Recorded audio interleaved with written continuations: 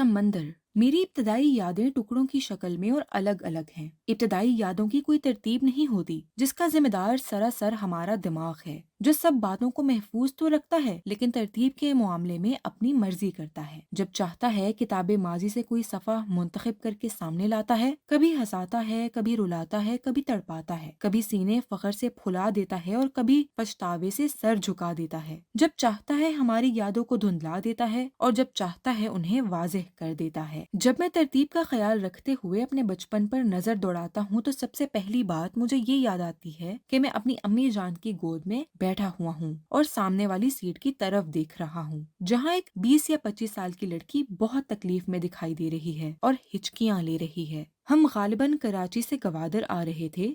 ये बहरी जहाज का एक कैबिन था जो उस वक्त लोगों से भरा हुआ था। वो सब ऊंचा ऊंचा बोल रहे थे। कुछ लोग उस लड़की से उसकी तकलीफ के बारे में पूछने की कोशिश कर रहे थे। जो लोग पीछे खड़े थे वो मुख्तलिफ मशवरे दे रहे थे। हर कोई कुछ न कुछ कह रहा था। कान पर ये आवाज सुनाई नहीं दे रही थी। शायद इसीलिए मैं कुछ सहमा हुआ था। लोगों की तादाद बढ़ने के साथ साथ कैबिन में घुटन भी बढ़ती जा रही थी। अपने डर के बावजूद मैं उस लड़की की तकलीफ को अपने दिल में महसूस कर रहा था और तिरछी नजरों से उसकी तरफ देख रहा था। अम्मी मेरे खौफ को महसूस कर रही थी, इसलिए वो बार बार तसल्ली देने के अंदाज में मुझे थपक रही थी। थोड़ी देर के बाद ऊंचा ऊंचा रोने की आवाजें आने लगी और कैबिन मजीद लोगों से भर गया। फिर जल्द ही उसे लोगों से खाली करवा लिया गया। हमें भी कैबिन से बाहर जाने के लिए कहा गया। कैबिन से बाहर जाते हुए मैंने किसी को कहते हुए सुना, ये लड़की मर चुकी है और उसकी लाश को समुद्र में फेंकना पड़ेगा। ये मंजर देखकर मैं बहुत खौफजदा हो गया और कुछ परेशान भी। लोग उस लड़की को समंदर में फेंकने की बातें क्यों कर रहे हैं?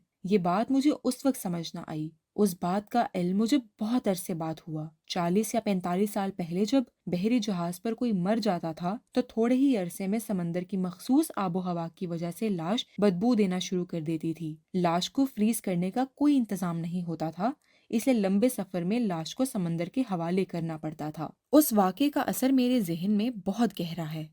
मैं समझता हूँ कि मेरे डॉक्टर बनने के फैसले में उस वाक़े का थोड़ा बहुत अमल दखल जरूर है, क्योंकि आज भी जब मैं किसी शख्स को कराहते हुए सुनता हूँ तो ये मंजर मेरी आंखों के सामने आ जाता है। मेरी दूसरी याद मेरे गवादर वाले घर के बारे में है, जो समंदर के किनारे वाक़ था। वो एक छोटा सा घर था। एक रात हम सो रहे थे जब बहुत सा पानी घर के अंदर आ गया। एकदम से मेरी आंख खुल गई। शायद कोई चीखता था। पीतल की बाल्टियां इधर उधर तैर रही थीं। एक लोहे का संदूक और हमारी चारपाइयों के आधे आधे पाए भी पानी में डूबे हुए थे। सुबह के अंधेरे में ये सब बहुत अजीब लग रहा था। कुछ पता नहीं चल रहा था कि इतना ज्यादा पानी कहाँ से आ गया। काफी अरसे के बाद मुझे पता चला कि 14वीं के चांद की वजह से समंदर के पानी की सतह बुलंद हो जाती है। चूंकि हमारा घर समंदर के किनारे पे वाक़या था, इसलिए पानी शायद मदद जज़र की वजह से घर के अंदर आ गया था। मेरे वालिद साहब कस्टम ऑफिसर थे और उन दिनों उनकी पोस्टिंग गवादर में थी। मुझे याद है कि कभी कभार मैं उनके अर्दली के साथ साहिल की सैर के लिए जाया करता था, जहाँ मुझे बहुत से अजीब मनाजिर देखने को मिलते थे। एक दिन मैंने ऐसा मंजर देखा जिसने मुझे एक झटके से साकिन खड़ा होने पर मजबूर कर दिया। मेरा मुंह हैरानगी और खौफ से खुले का खुला रह गया। मैं कुछ सर रेत पर पड़े हुए देखे।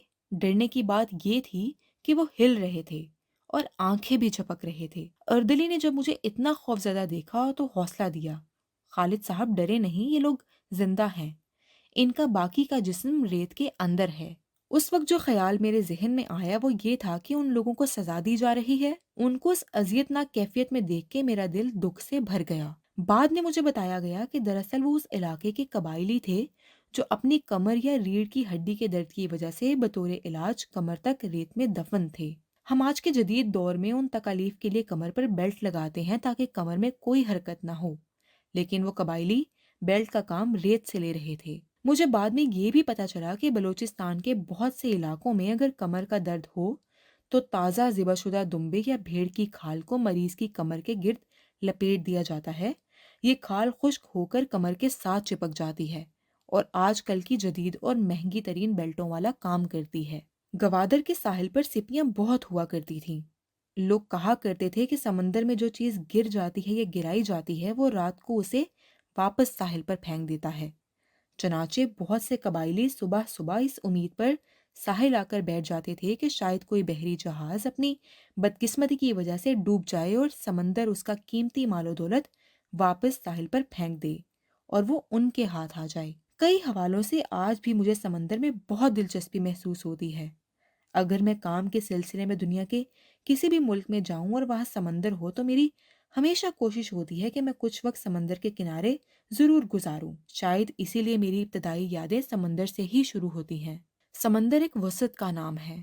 سمندر کو دیکھ کے نہ صرف خوف طاری ہوتا ہے بلکہ ایک تجسس بھی پیدا ہوتا ہے۔ اسی لیے پرانے زمانے میں جو لوگ اس خوف پر قابو پا لیتے تھے وہ کولمبس بن جایا کرتے تھے اور زبردست دریافتیں کر لیا کرتے تھے، لیکن جو ایسا نہیں کر سکتے تھے وہ بے نام زندگی گزارتے تھے۔ خلیل جبران نے کہا ہے کہ نمک میں ایک مقدس خوف پوشیدہ ہوتا ہے اور اسی لیے اسے آنسوؤں اور سمندر کے پانیوں میں محسوس کیا جا سکتا ہے۔ سمندر کچھ بھی کہتا ہے اور کچھ بھی سنتا ہے۔ اگر آپ سمندر کی لہروں کے شور کو غور سے سنیں اور ان کے تلاطم میں کھو جائیں تو آپ کو اپنی پسند کا نغمہ سنائی دے گا، حتیٰ کہ آپ کو اپنے پیاروں کی وہ باتیں بھی سنائی دیں گی جو آپ سننا چاہتے ہیں۔